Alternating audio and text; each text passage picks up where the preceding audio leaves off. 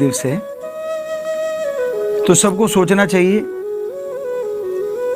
जिस तरह बाढ़ आती है आज इस धरा पे जनसंख्या की बाढ़ आ रही है। दिनों दिन इस बाढ़ की वजह से बहुत कुछ बदलता जा रहा है। प्रकृति खत्म होती जा रही है और इंसानियत खत्म होती जा रही है।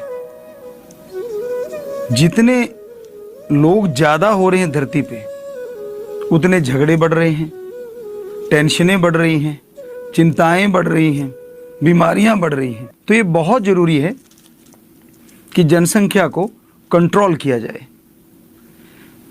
जैसे अगर आपका एक बच्चा है तो सामने वाले का भी एक है, दो घर से एक घर हो गए, उससे आपका फाइनेंशियली भी फायदा है। कहाँ दो जगह बंटा था, कहाँ दोनों एक हो गए, दोनों की जो प्रॉपर्टी है वो एक को ही आ गई। तो इसी तरह आप सोचने की कोशिश करें, जनसंख्या कंट्रोल करना अति जरूरी है। कई लोग ये कह देते गुरुजी अगर एक बेटी हो तो क्या बेटी से वंश नहीं चलता? जो लोग कहते हैं कि बेटी से वंश नहीं चलता, उन्हें सोचना चाहिए कि बेटियां और बेटों में फर्क कहां है। हम आप लोगों से सवाल पूछते हैं, बेटे के अंदर खून किसका होता है? मां बाप का। बहू दूसरी आती है और जब बच्चा होता है तो वो वंश चला सकते हैं, यही कहा जाता है ना। तो बेटी के अंदर खून किसका है? मां बाप का। दामाद दूसरा आता है, तो उनका बच्चा वंश क्यों नहीं चला सकता? या तो ये कहिए कि बेटी की रगों में आपका खून नहीं दौड़ता, सिर्फ बेटे के दौड़ता है। क्या ऐसा है? नहीं, बेटे के अंदर भी मां बाप का खून दौड़ रहा है और बेटी के अंदर भी सेम मां बाप का खून दौड़ रहा है। तो अगर बेटे के बच्चे से वंश चल सकता है तो बेटी के बच्चे से वंश क्यों नहीं चल सकता? जरा सोचिए, विचार कीजिए।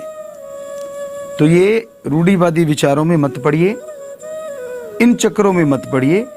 एक बच्चा काफी है, पढ़ाइए लिखाइए, टेंशन फ्री रहेंगे आप, चिंता मुक्त रहेंगे, बहुत से खर्चे कम हो जाएंगे।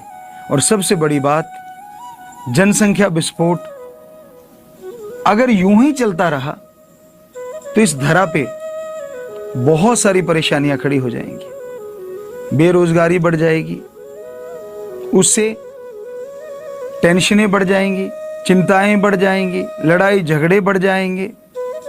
और ज्यादातर चाहवान जो लड़कों के हैं वो ही जनसंख्या को ज्यादा बढ़ावा दे रहे हैं। अब दो बेटियां हो गई, एक चांस और लेते हैं, तीसरी भी बेटी हो गई, एक और लेते हैं।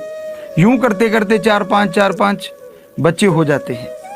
और जब पालन पोषण की बात आती है, प्रॉपरली सही तरीके से आप उनका पालन पोषण नहीं कर पाते। उनकी जगह पे सिर्फ एक बच्चा हो, चाहे वो बेटा है चाहे वो बेटी है, उसको आप बहुत बढ़िया ढंग से पालेंगे, पोसेंगे, बड़ा बनाएंगे, अच्छे संस्कार देंगे और वो आने वाले समय में देश का भी भविष्य बनेगा, आने वाले समय में आपका नाम रोशन करेगा।